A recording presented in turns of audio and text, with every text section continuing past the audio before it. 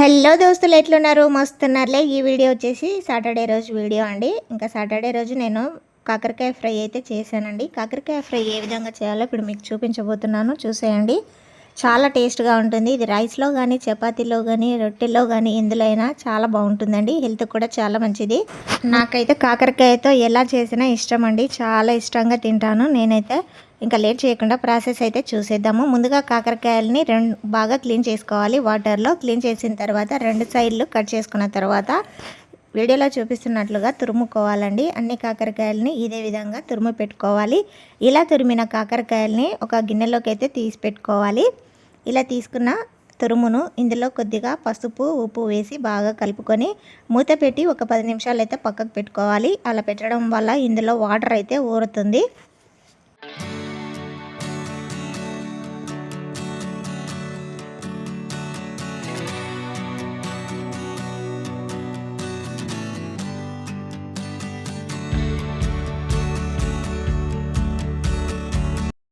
ఇప్పుడు స్టవ్ మీద బాండి పెట్టుకొని ఆయిల్ వేసుకోవాలి।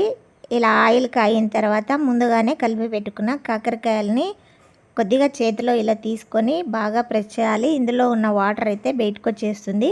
ఇలా ప్రెస్ చేసుకొని ఈ కాకరకాయ తురుమును ఈ ఆయిల్లో అయితే వేసుకోవాలి। మొత్తం ఇదే విధంగా వేసుకోవాలండి। ఇలా వేసుకొని దీన్ని బాగా కలుపుకోవాలి। ఇందులో కొద్దిగా సాల్ట్ కూడా వేసి కలుపుకోవాలి। ఇలా మూత పెడుతూ తీస్తూ కలుపుతూ బాగా దగ్గరికి అంటే మంచిగా ఫ్రై అయ్యేదాకా అయితే ఫ్రై చేసుకోవాలి। ఇలా ఫ్రై చేయడం వల్ల ఇందులో ఉన్న చేదు అనేది పోతుందండి। ఈ ప్రాసెస్ మొత్తము స్టవ్ మీడియం ఫ్లేమ్లో పెట్టుకొని చేసుకోవాలి। హై ఫ్లేమ్లో పెడితే మాడిపోతుంది। మూత పెడుతూ తీస్తూ జాగ్రత్తగా ఫ్రై అయితే చేసుకోవాలండి, చాలా దగ్గరికి అయితే అవ్వాలి।